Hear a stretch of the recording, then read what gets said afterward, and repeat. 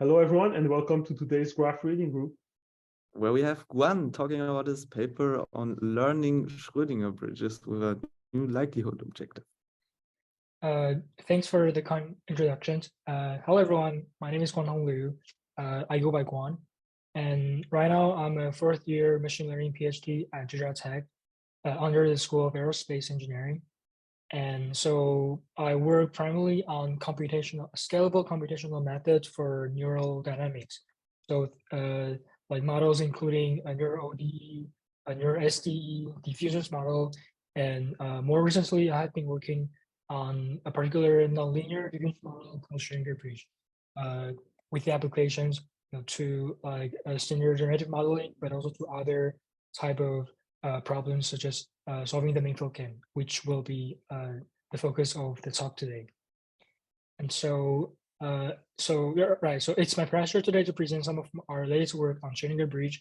And in this talk, hopefully I'm going to present a gentle introductions on its mathematical framework and showcase how it's like the framework allows us to extend the current success of diffusions model beyond generative modeling to some of like the social application, social science application, such as solving the main field games.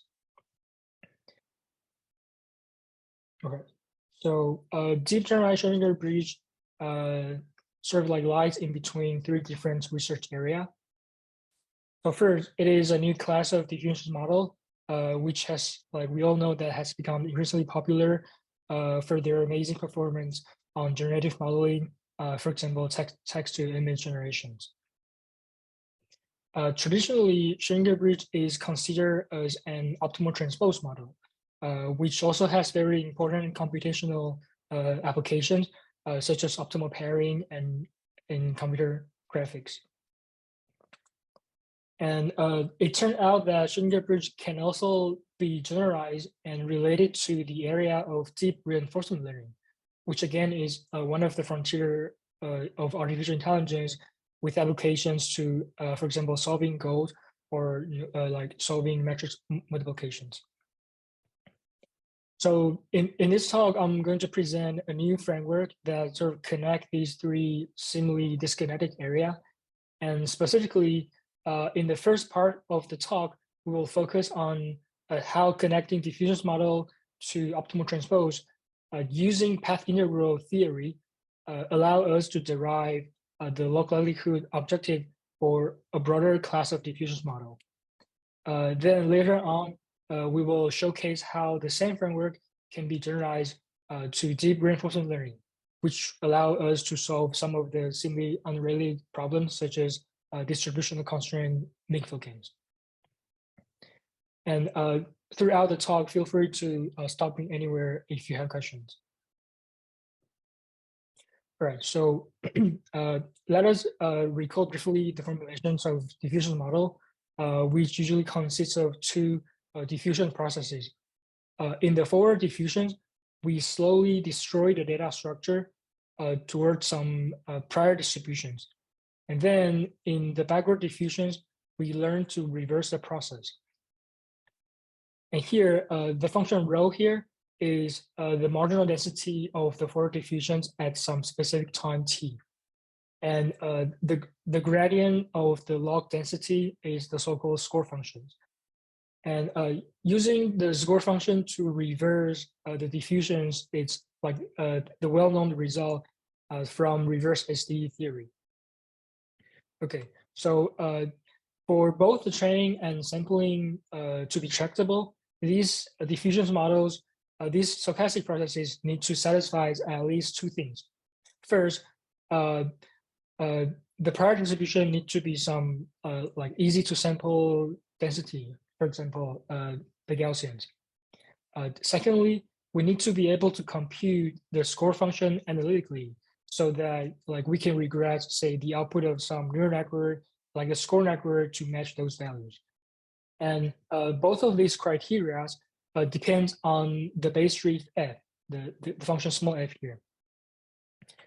So in other words, given the data distributions and the forward base street f, we immediately know the prior distribution that the forward diffusions will converge to, and also how how can we compute the score objective for the training purposes. And for these reasons, usually the base drift here, it's often like hand designed and choosing to be linear, oftentimes not non-learnable. Now, however, suppose now we would like to consider the right boundary as another data distribution. Like this can happen, say, in the application of, say, image-to-image translations, data interpolations. You know, like there are plenty of motivations to consider this kind of setup. Well, in most cases, it is no longer true that the f will remain linear. And because of that, we most likely won't have tractable score functions. So in this setup, things that diffusion model used to rely on will not hold anymore. And so we need to seek other approaches in order to solve that.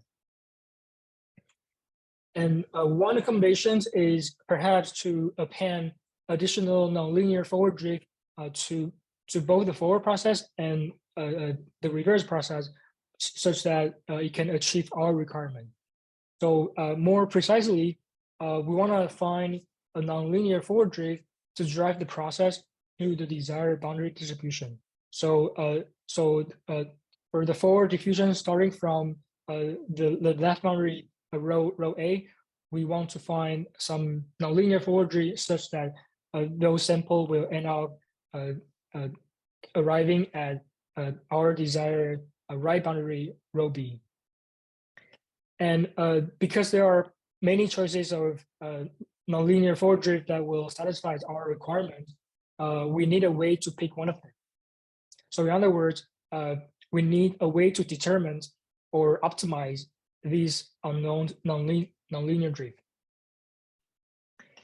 And to this end, we can perhaps consider simply minimizing the KL divergence between the two path measures. So, so amongst all of the possible path measure parameterized by these unknown nonlinear forward drift, such that the distribution of boundary are satisfied. So starting from row A, I'll always arrive at row B. So amongst all of these possible path measure, we would like to pick the one that is closest in a KL sense to some base measure P. And here, the base measure P doesn't need to have F as its base tree, but we will assume that's the case for derivation purposes. So it turned out that these optimizations for formulation is precisely the formulations for Schrödinger Bridge. And for the completeness, Schrödinger Bridge, the Schrödinger Bridge that we will cover in this talk, it's an entropy dynamic optimal transpose model. So the term dynamics comes from the fact that right now we are considering matching between path measure as opposed to like the more standard marginal state distribution. And the term entropy comes from the fact that the KL objective functions can be related to the Washington distance plus some entropy regularizations. And then the right figure here show how the entropy regularizations affect the solutions of the optimization. So as your entropy shrink towards zero, you recover the standard optimal transpose OT solutions. But otherwise, we are basically building like some diffusion bridges between your samples. Is there any questions so far? Okay, then I'll continue. All right, so now that we let us introduce the theory of Schrödinger Bridge. So recall that this is the optimization problems that Schrödinger Bridge tried to solve. And so it turned out that the nonlinear forward drift that we are seeking can be represented as a countervective vector field, where its potential is denoted by the function psi here. And since the aforementioned reverse SDE theory still apply here, we can write down its associated reverse diffusions by simply subtracting its score functions to the drift. So notice that now we use the like these row delta notation just to distinguish from the previous marginal density, because right now these terms represent the marginal density of a new forward nonlinear diffusions. All right. So if we further define the ratio between like delta rho and psi as a new potential, which we will shorthand as psi hat, then we can arrange the reverse diffusions in a more compact form, where the backward nonlinear drift now is given by the gradient of log psi hat. So it turned out that these two potentials obeys a very particular structure in that they are the solutions to some partial differential equation system. And like these PDEs are coupled with each other in the sense that their boundary condition depends on each other. And we will call them SB PDE optimality because they are the necessary conditions of our Schrödinger Bridge problems. So if we are given the optimal forward and backward drifts to our Schrödinger Bridge, then these forward and backward drifts must solve these PDEs. Okay, so now we know that the necessary conditions to the optimization problems. We would like to develop, like numerical solver in order to solve that. Because like if we can solve these PDEs efficiently, then we basically have a have an efficient method, have an efficient solver to solve these PDEs. And like we basically figured out a way to train diffusion model with nonlinear forward drift, which is sort of like our initial motivations. Secondly, it will also be nice to relay these methods to diffusion model training or the likelihood training, because essentially we are still in the regimes of training parameterized model for generative modeling. So it makes sense to have a more general framework that describe all choices of diffusion model, whether or not their forward drift is linear. Okay, so these are like the two key questions that we would like to address.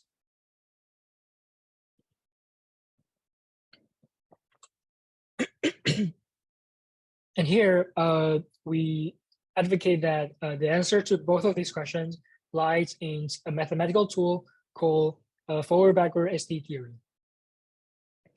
So let us like deviate a little bit and to introduce the forward-backward SDE theory. So this theory characterizes and very interesting connections between a particular class of PDE to a set of forward-backward SDEs. More precisely, this is a second-order PDE because of the fact that the Laplacian operator involves second-order derivative. The PDE can also be nonlinear due to the function h. On the other hand, for the forward-backward SDE, so the first SDE, the SDE of x, it's simply the standard diffusion, standard forward diffusions, whereas the second SDE, the SDE of y, is the so-called backward SDE in the sense that it needs to be solved backward in time given the terminal conditions. So you can notice that the two SDE differ in their initial conditions. One is given in time equals 0, the other is given in time equal 1. And it is known that the solutions to the PDE can be related to the solutions of these forward-backward SDE system by taking conditional expectations. So if V is the solutions to the above second-order PDE, and X and capital X and Y are the solutions to the forward-backward SDE, then if you take the expectations over all the randomness involved in the SDE system, you will get back the solutions of this PDE, which is shown in like the dash box in the middle. Okay. So this theory is also called like the nonlinear Feynman-Minkowski lemma, and it's actually not very hard to prove. It's basically an applications of the Itzel lemma. And one way to sort of visualize the theory is that suppose we are given a spatial temporal function that's pretend that this function on the slide is the solution to the PDE, like the function v. So now suppose we are also given the singular forward diffusions, the solution of x, and so now if you project this stochastic path upward to get their function value, the value of the spatial temporal functions will also be a stochastic process. So in other words, the values of the spatial temporal functions evaluated along the solutions of some diffusion process x is also a diffusion process. And that is given precisely as the backward SDE y here. So in other words, this whole forward backward SDE theory, it's basically a way to describe the PDE locally, in the sense that it characterizes how the functions values evolve along a diffusion process. All right, so now given the forward backward SDE theory, we would like to apply the theory to derive the local expressions of our SV PDE. And so I'm skipping like all the derivations and only show the final result, which looks like this. And notice that right now we have both y and y hat, which correspond respectively to the local expressions of the two PDE. So the random variable y correspond. So the random variable y correspond to the first PDE, the PDE of psi, and the second SDE, the y hat correspond to the second PDE. So the solution of psi hat. So despite these SDE looks like overly complicated, they are actually quite useful for the purpose of training. And this is because, well, we know that y and y hat are associated with the PDE by taking the conditional expectations as shown in the last line. We also know that the log likelihood at the two boundary, like log PA and log PP, these log likelihoods can be computed by simply taking the log on the boundary constraint. So that means that given a data point like small x on the left, starting from the left boundary, we can simply simulate the forward trajectory of x and then solving the random variable y and y hat backward from the right boundary. Then we basically get an unbiased estimator of the log likelihood, which are shown in the right box. And this can be seen basically as the path integral formulations of the log likelihood computations. Okay, and so first of all, hi. So now for training, right? You then take your sample and x0 to evolve it, and then you, from both sides, and then plug it into this objectives. Or can you maybe like explain the training process a little bit? Right. So I have like so the training process is the next slide, but basically in training, like the z and z hat here will be parameterized by some neural network. So z and z hat are basically the unknown forward drift and the backward drift. And then so in the training, one way to do that is that like you get a simple x, you propagate that using your current parameterized forward drift, and then you solve everything.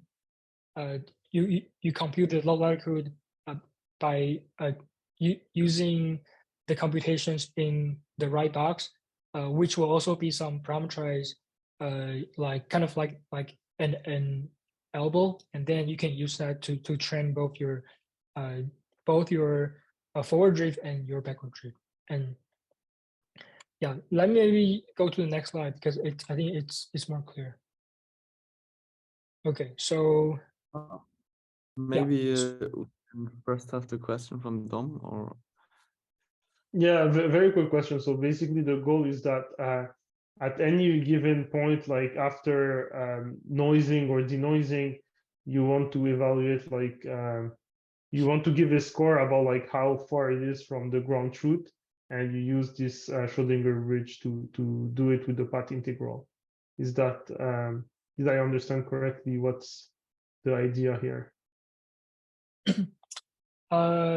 So right now we are deviating a lot from how diffusion model is normally formulated, because right now we are basically solving a very general distributional matching problem. So like, like moving sampled from one distribution to another. So it's not necessarily the Gaussian anymore. It can be any kind of. So it's like the use of denoising is not clear here, because right now, like we are seeking some nonlinear drift that will bring sample from one to A to from A to B, and then from B back to A.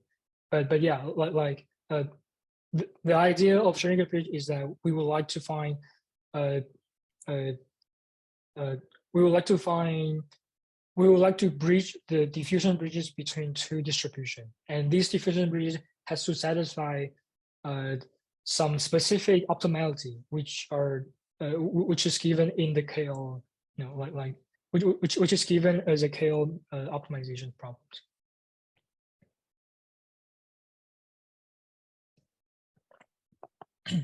Okay, thank you.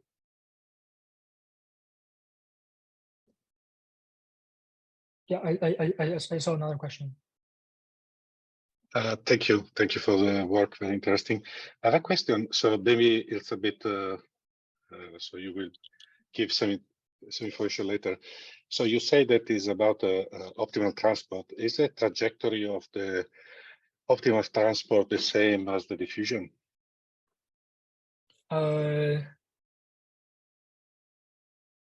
So if the so right now we are doing like general distributional matching. If one of the, like say the right boundary, we sort of like degenerate the right boundary back to the Gaussians, then it will recover very similar path as in diffusion model. We will talk about how we can bridge these interpretations in a few slides later. But basically, I think your intuition is correct, and that's basically says that diffusion model, you can think of like standard diffusion model as implicit optimal transpose model. Basically, it's just like this kind of connections was never being like explored very rigorously, and here we are showing that okay, like looking from this perspective, we can actually derive like the training objective, but for a more general class of diffusion model, where it can include the nonlinear diffusions, which can be beneficial in some applications. Very interesting. Thank you. I have a question later. Thank you. Yes.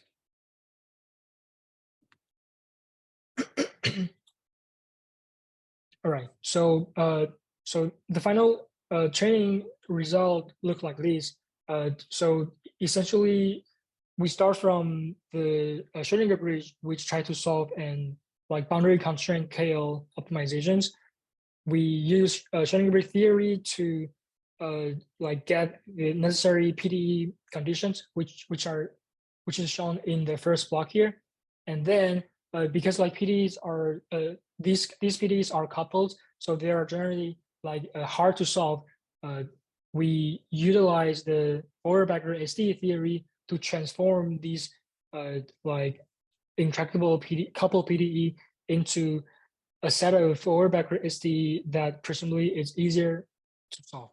So then from here, we derive the like the low likelihood objective for the parameterized policy, which is essentially an elbow where Z and Z hat here are analogies to forward and backward parameterized tree. And so this is a non-trivial result, and it has a very important application. If we compare the result we get here to the low likelihood training objective for the diffusion model, we can actually see that they are essentially equivalent when we substitute Z and Z hat as 0 and sigma t multiplied by S. So S here is like the score network or like used in diffusion model.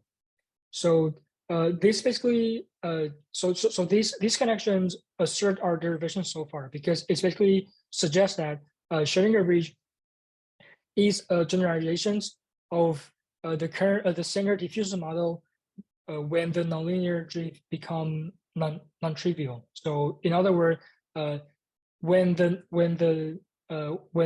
like the forward drift Z degenerate to 0, then everything should degenerate and recover the standard diffusion model.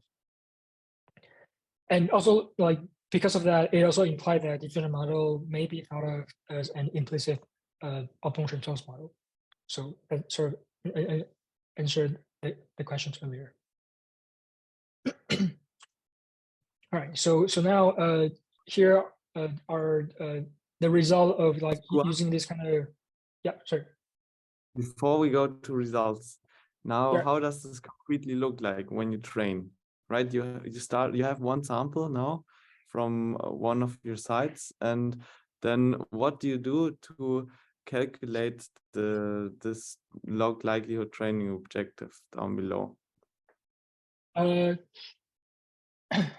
Right. So during training, you get a sample on the left. You use the parameterized forward drift, which is given by Z here.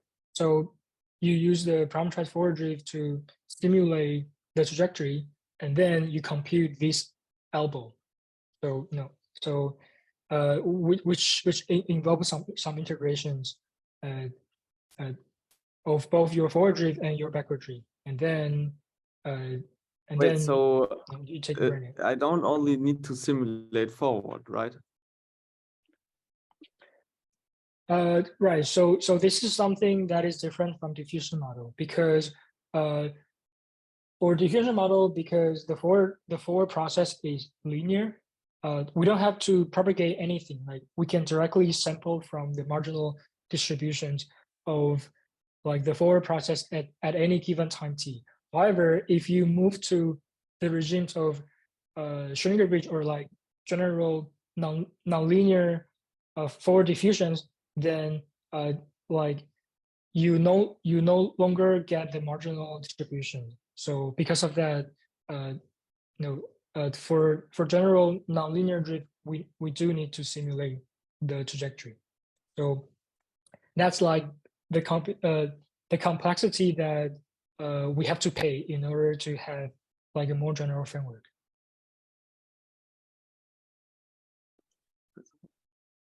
Okay, so am I wrong in my understanding that I need to simulate forward, and then with that sample, because you just said, right, that I take my sample, I simulate forward, and then I calculate my my expectation here, but I also need to like simulate forward and then simulate backward, right, and get the likelihood of the sample under my backward process, no? That is true. So the backward doesn't really need to be like simulated, because essentially because once we get all the x from the forward, we can plug into our function like the parameterized function of z and z hat, and then we can compute the integral. So you just need to plug it in. You just need to plug your sampled path in and Yeah, evaluate that's it right. under. Yeah, so the expectations here is taken over like the x, the random variable x. So we only need to simulate the 4, and then we compute, these integrations over these and stochastic. And in your expectation, you also have this divergence. Do I have to compute this divergence? Yeah, so in the current framework, you have to compute the divergence, kind of like, so this is actually similar. The computations of this divergence is similar to like continuous normalizing flow, where like you have to use like the approximations of the trace, etc.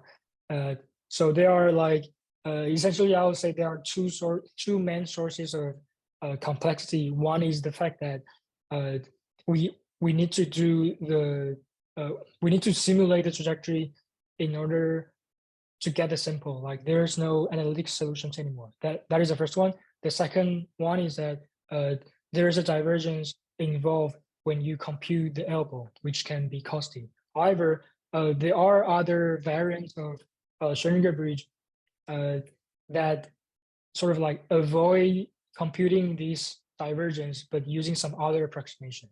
But here, like I just showed this one because this is the result directly comes from the Fourier SDE. Okay, and like this, I can train with this objective. And then will you also talk about the IPF algorithm? Right. So so here, like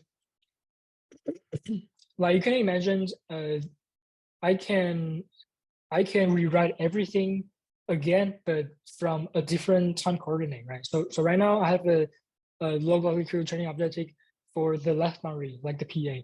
I can derive everything again, but right now starting from the right, and that will end up give me the log likelihood objective from the right boundary. So like the idea is that because it's a bridge anyway, so it's like highly symmetric. It doesn't really matter if you look at the time from left to right or from right to left. Okay, so now we have these two likelihood opportunity functions, which also associate with the KL divergence. That basically give us a way to like link the whole things back to the IPF. So IPF stands for iterative proportional fitting. It's a standard numerical method to solve the Schrödinger bridge. So so basically the idea is that starting from the left boundary, we simulate the trajectory, use those trajectory to train the forward policy, the backward policy, and then we switch directions by now sampling from the right boundary using the backward policy and use those and use those sample to train the forward policy. And these process correspond to IPF and like it iterate through this process eventually like there are some nice convergence proof or like theory behind the IPF. So if you do everything correctly, things will converge to like the correct Schrödinger bridge solution. But otherwise, like you can use the objective functions. You can use the elbow shown here to perform joint training. That is also possible. So there are like several, like several optimization schemes that came out of this slide. I saw there are two questions. Yeah, in your objective, you also have the expectation of the log of PB of x1. How is that computed? Yeah, so the operating function will be the same. It's just that for the IPF, we are optimizing. No, I don't even mean just in IPF in general. How do I have access to the log density of x1?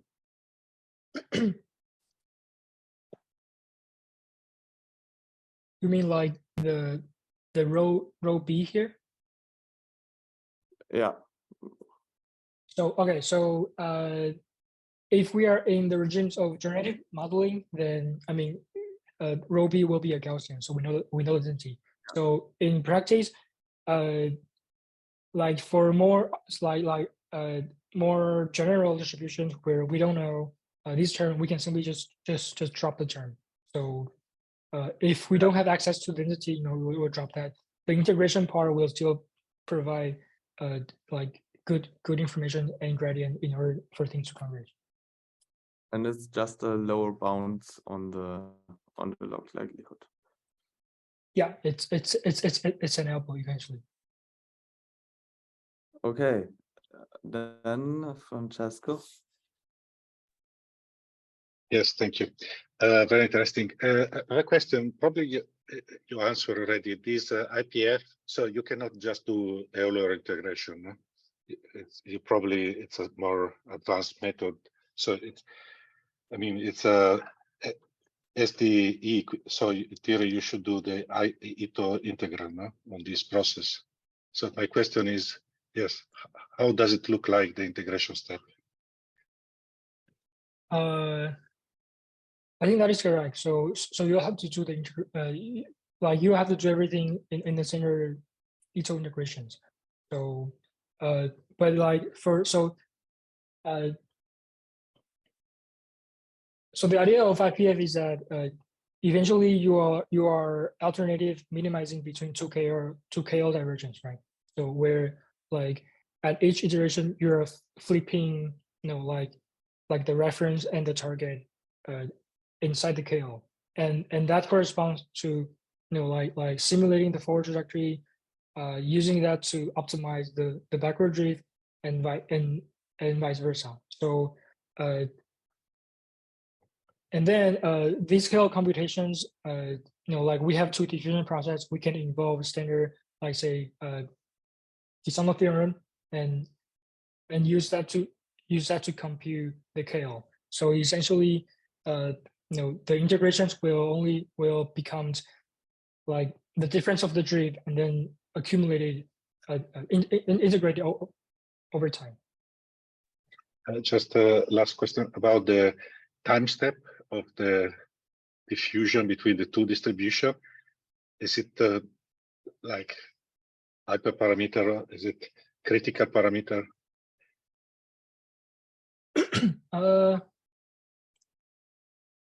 So in our work, we didn't play like around with these discretizations a lot, but like basically we are adapting a common setup from prior work. So there are some like you know, like say for diffusion bridge, people have been observing that like when you are closer to the data distribution, you have to use a more finer discretization in order to get like good performance. And there are also some prior work from Schrödinger Bridge that says that, because right now we are doing like general distributional matching. So you can design the time discretization such that it's become like finer when the sample are closer to two boundary. So it's kind of like a symmetrics of how diffusion model was doing. In our work, like we simply just use very standard EM discretizations, and I think it's sufficient to work fine. But I do agree that, you know, using a more advanced discretizations will help like the final result. Thank you.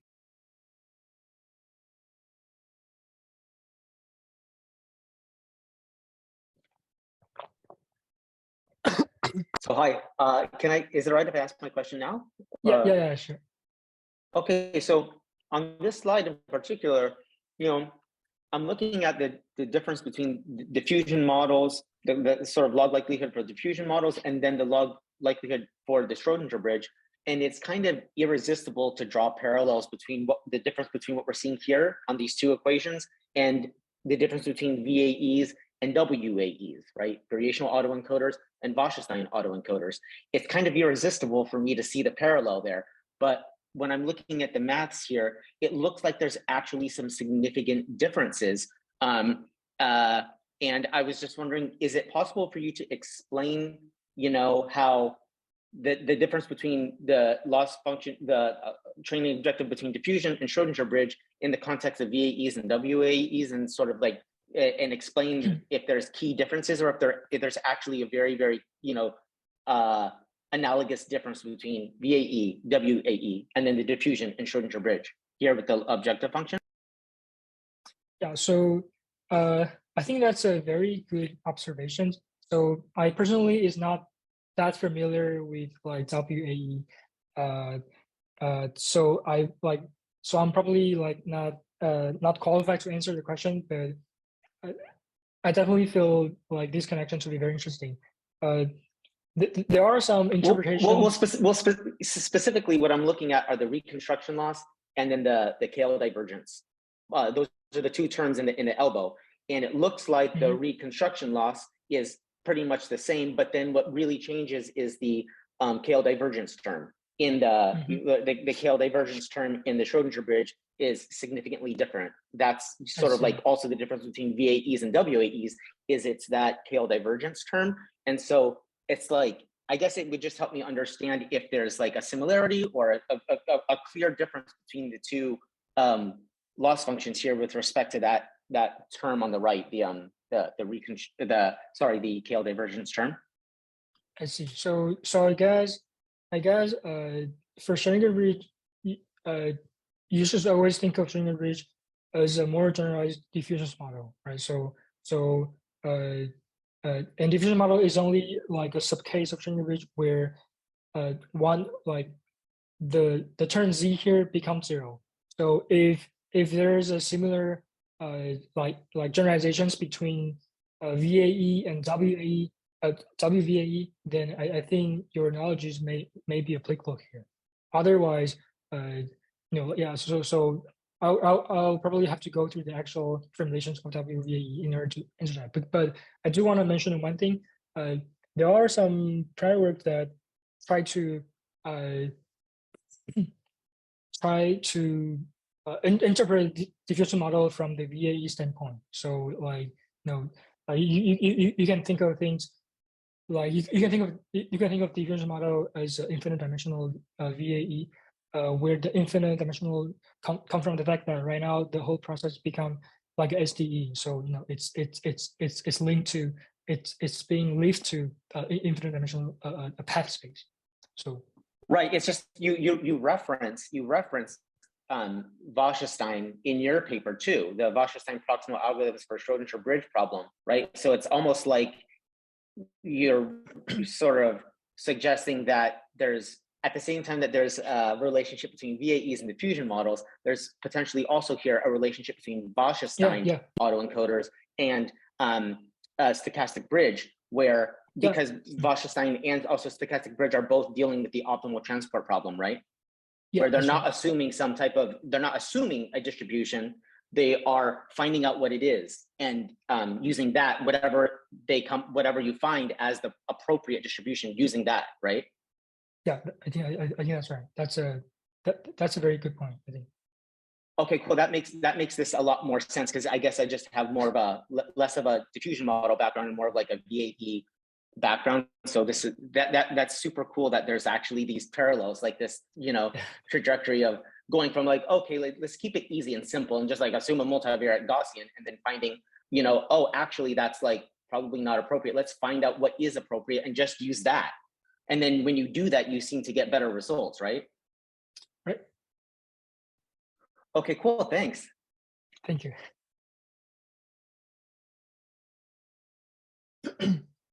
All right. So thanks for all the questions.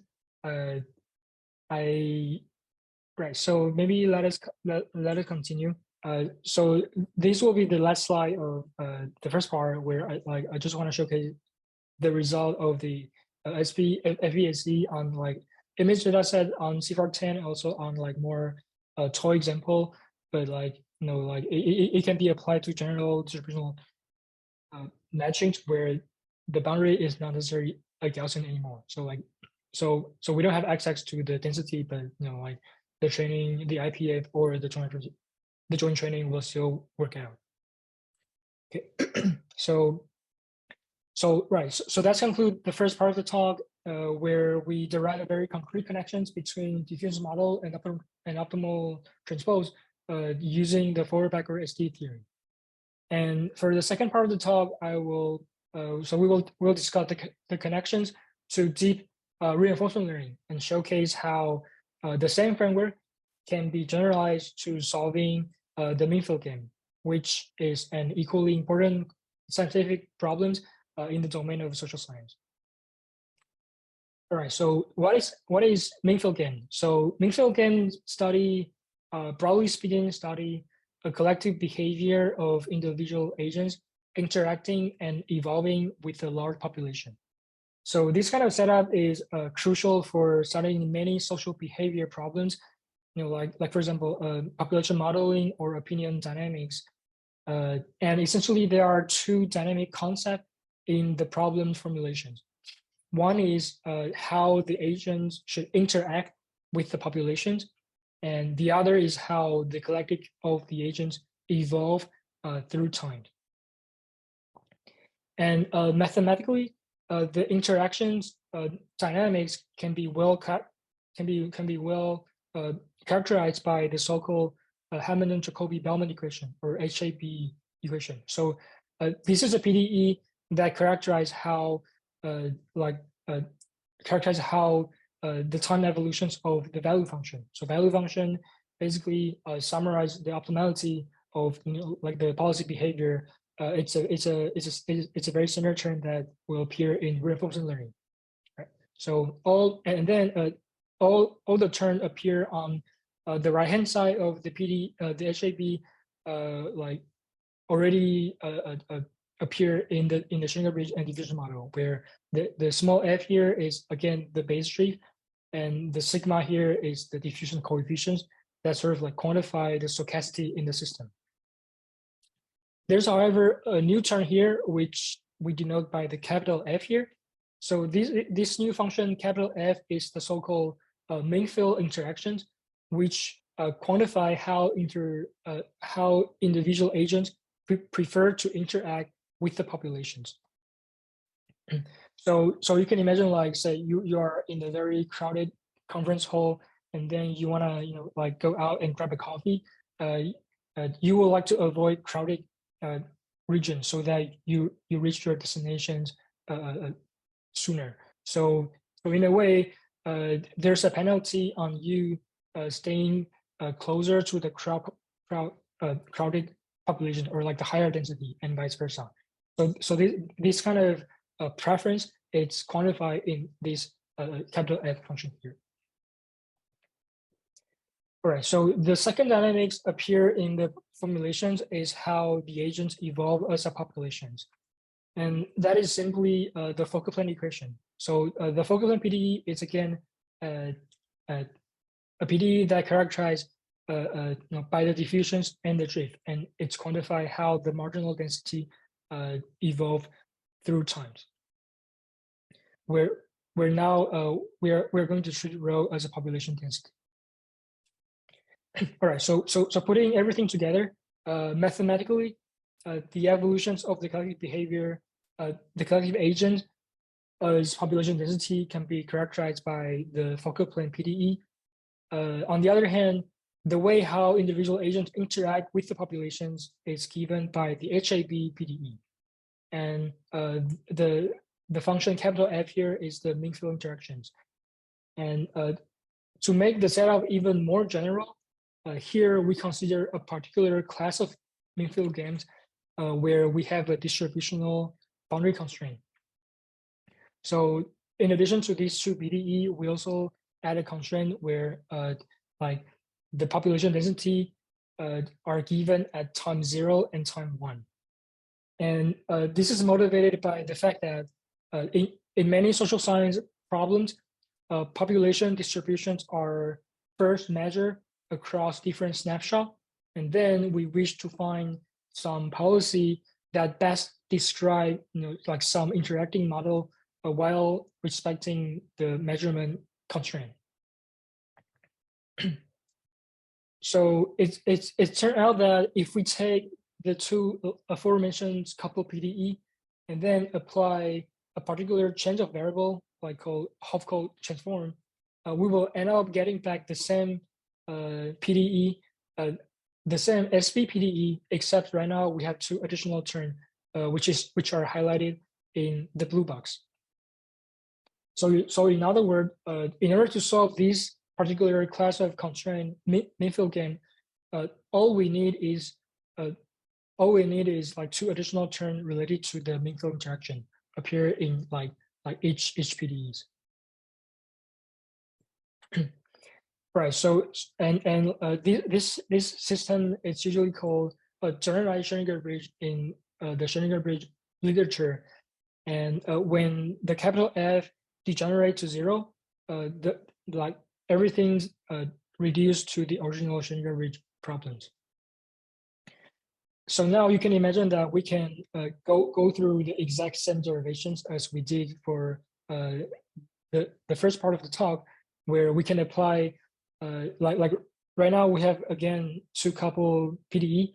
We can apply forward backward SDE theory to get the SDE representations, and then we can use that to formulate some parameterized elbow for training purposes. And then so the results for FESE are shown here. Again, we see that the structure appear again in the forward backward SDE system. That all we need is to add a F term to the SDE of Y, and then subtract the same quantity in the SDE of Y hat. So so far it seems like all the things that we have derived apply very straightforwardly with really just minimum change here. And it also seems like we are only one step away from solving the problem, which is to derive the equivalent log likelihood using Python rule. Unfortunately, this is not the case because if we actually compute the log likelihood as we saw in the first part of the talk, you can see that these two new terms appear in the equations of dy and dy hat. We actually cancel out with each other because one has like a positive sign and the other has negative sign. So in other words, any sort of like numerical method relying on these log likelihood formulations will be actually blind to the min-field structure. And this objective alone is insufficient to solve like a more general Schrödinger bridge. So we need to figure out some other way to overcome this issue.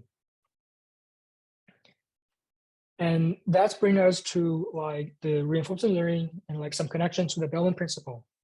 Well, so it turned out that this framework has a very interesting connection to the Bellman principle, which we will leverage to derive additional laws that help us respect the structure of the min-field interactions. So for a moment, let us only focus on things related to the function side here. So we have the first PDE, its associated SDE representations, and how the PDE and the SDE connect with each other by taking the conditional expectations. Okay, so we know that this PDE is the HAB PDE after applying the change of variable, like the Hopf transform, which essentially just perform the exponential transform. And so because they apply exponential transform, it's implied that the log psi is nothing but the value function in the original HAB PDE. And that also means that this SDE of dy can be actually seen as a stochastic continuous versions of the vanilla Bellman equation. Indeed, if we discretize this Bellman SDE and take the expectations, the winner process term will vanish. So the term inside the gray box will vanish. And then the incremental, the increment between the value function from time k to k+1 is nothing but a quadratic control code plus some min-field interaction state codes. So the implication is that when capital F vanish, standard Schrödinger Bridge basically solve a model-based RL problems with distributional boundary constraint and with the quadratic cost, with the quadratic control cost, which makes sense from the fact that Schrödinger Bridge was originally introduced as entropy-regularized optimal transpose problems.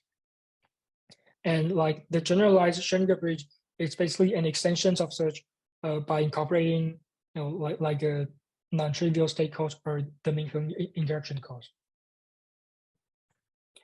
So these interpretations imply that we can actually construct additional loss functions as the temporal difference, and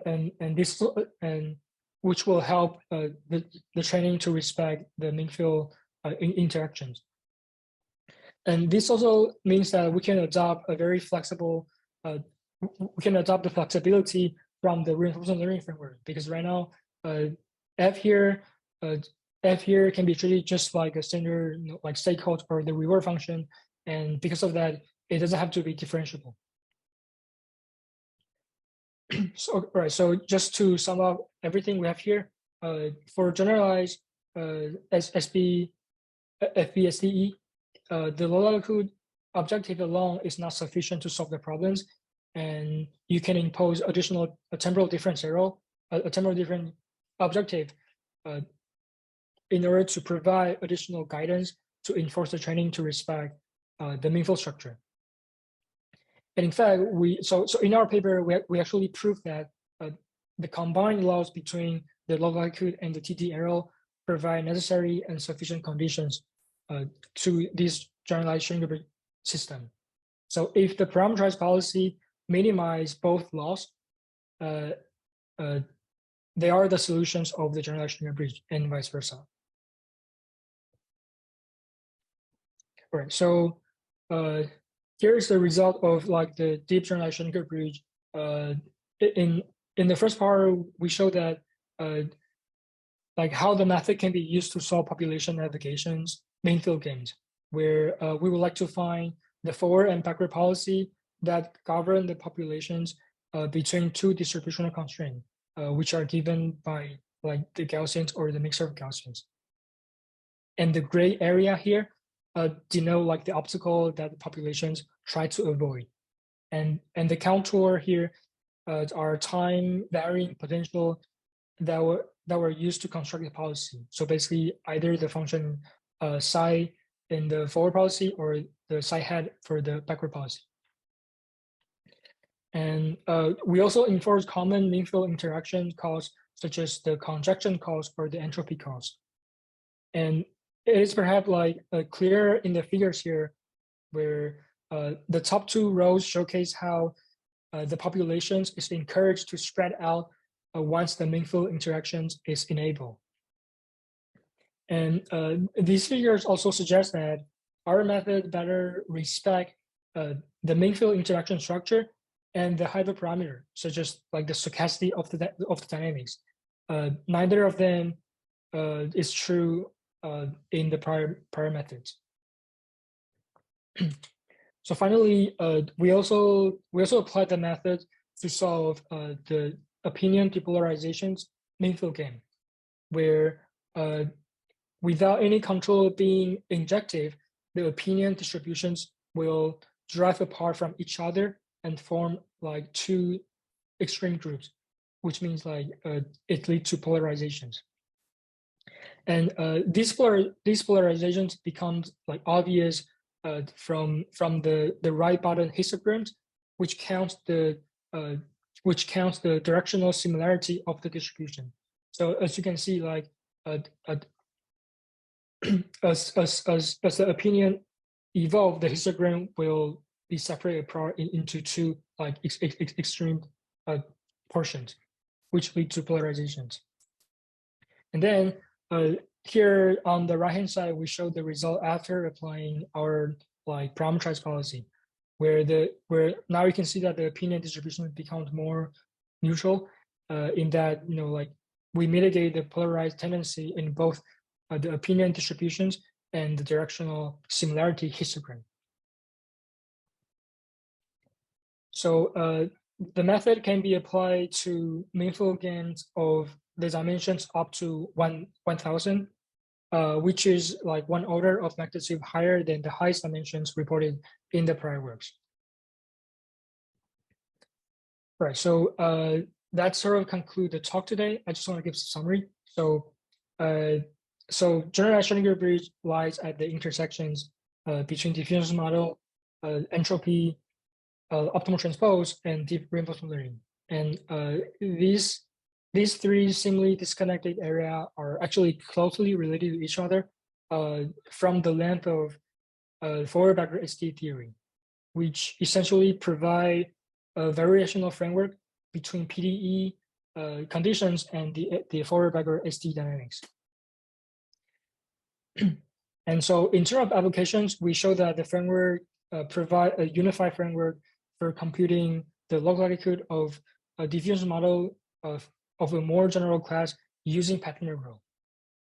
And we also show that the same framework can be generalized and incorporating with Bellman principle in order to solve distributional constraint meaningful gains. And right, so and at the end, I would like to thanks to my great collaborator, my lab mate Rong Chen and Oswin, and my advisor Evangelist, and many other people that help us like toward the process. That will be the end of my talk. Thank you.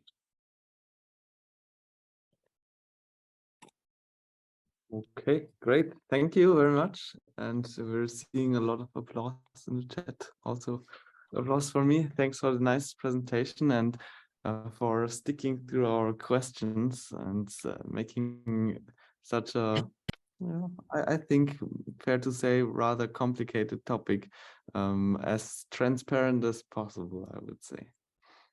Cool. Then, do we have any other questions left? Yes, there we go.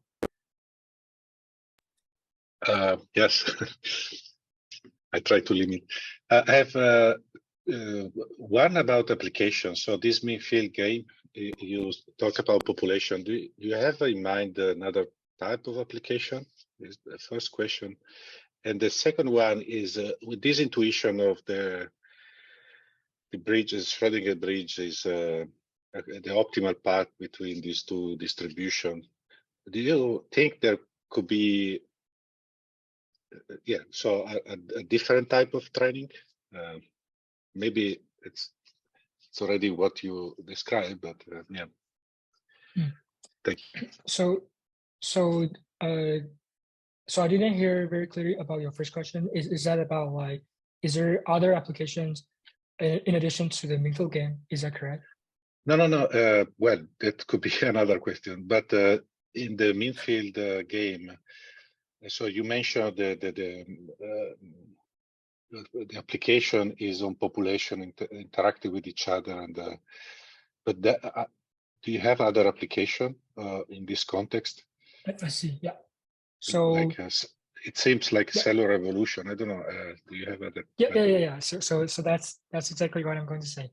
So so the framework we have here is actually very general. So we choose the mean field game just because like we are rather familiar with the topic, but you know, like any sort of distributional matching where now we have some particular like preference model, you know, like we call that the mean field injection, but maybe in other context it can mean like, you know, other things. So things like just as you mentioned, like, you know, like cells evolution, like more sort of like biological or like biomedical applications is actually applicable, and we have some ongoing project that is like trying to pursue this direction. So, you know, I think the application wise, you know, there are lots of potential, like chemistry, biomedical, or like molecular, where right now you want to build like a dynamic like a diffusion process between two observed measure while satisfying some optimality or some preference. I think I think for whatever problem that can formulate in this way, I think the framework should be applicable. The second question is like, is there any other different training scheme other than the one we present today? So I think largely speaking, this is still an open question, and that is like what we are trying to pursue. You know, bringing in like different problem formulations and see how it can be solved in a more scalable way, basically. And so for standard Schrödinger Bridge, I think most methods still rely on, you know, like these standard IPF iterative matching things. The IPF, it's great. It has convergence guarantee. However, there